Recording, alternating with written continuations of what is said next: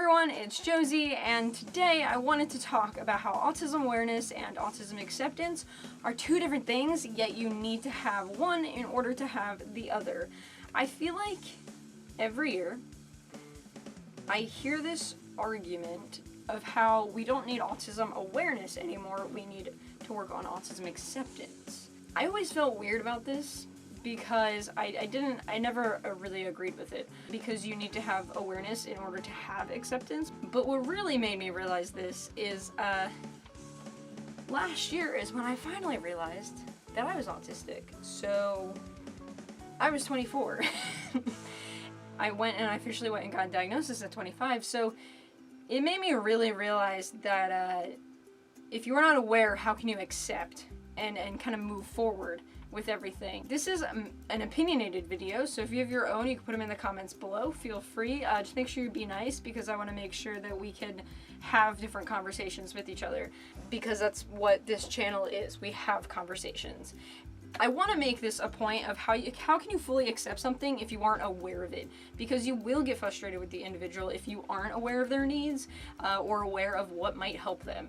So let's start off with awareness. What is awareness? Awareness is the knowledge or perception of a situation or fact. That's all being aware of something is. So why do you still need to be aware, and why does there still need to be autism awareness? Here are some things that I feel that there needs to be awareness still on with autism.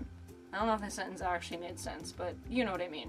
Girls can completely fly under the radar and easily be misdiagnosed. The diagnosis criteria is based off of male traits. This has already been known for a long time. There's really no possible female traits list that people can use as diagnostic criteria, or even suspecting at least. OCD, ADHD, eating disorders, personality disorders, self-harm, and many other mental health disorders are actually common, but I really feel like we don't talk about the effects that they have, or how autism affects an individual to the point of how masking can actually affect people to the point of, and how these really play off of each other, how they affect each other.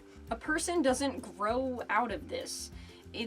I think it's so weird that people feel once you turn 18, all the social confusion leaves, the sensory issues leave, maybe other processing disorders kind of leave you, and it doesn't happen like that. You know, you're an adult who's autistic, so it's still, you are still you.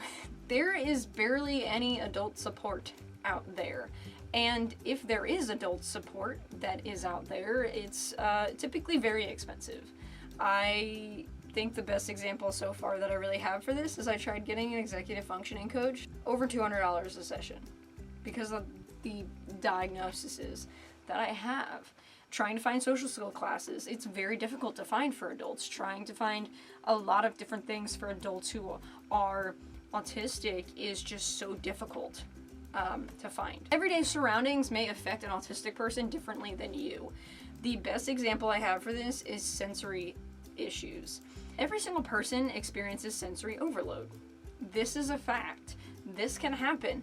Absolutely. However, an autistic person reaches that point of sensory overload way quicker than a person that is not autistic. And this also goes for workplaces. You know, maybe someone works differently, or maybe someone needs something differently explained to them. The world is very overwhelming, and many of us who are autistic tend to create our own world at times to keep us sane in this insanely high stimulating world. I don't know if every person who is autistic does this. There are social differences, and it can affect the autistic person. And some are very aware of their social difficulties to the point of isolation. There are more on this list, but I feel like that's good for now. Let's move on to acceptance. What are some things that people do need to accept with autism? You can't change their processing speed. You can't make them understand something that they simply just can't get. You can't force someone to adapt to things like you do. They may need things explained differently. Maybe something needs to be written down. Comparing one autistic person to another isn't necessary. What one may struggle with is another may not. One of my siblings is also autistic, and if you look at both of us, we are like two completely different people. You can have even people in the same family that could be two completely opposite. And that's just what happens, but you have to learn how to accept that and learn how to work with that. More importantly, they aren't you. Embrace the differences that each person brings. Whenever you can embrace the differences or learn how to work with someone, knowing what they may need help with, or even verbalize and ask what they may need help with, or what to do in these high, stressful, stimulating situations, you now are aware of what they can and cannot handle. So now that you are aware of that, you have accepted that, and you can accept that, and you're able to work with that now.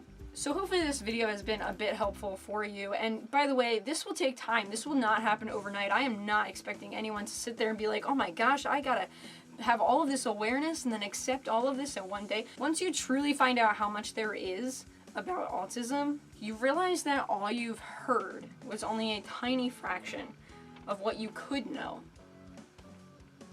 And that's why it's important to have awareness, to learn how to start accepting. Thank you guys so much for watching. Have a good week. Bye.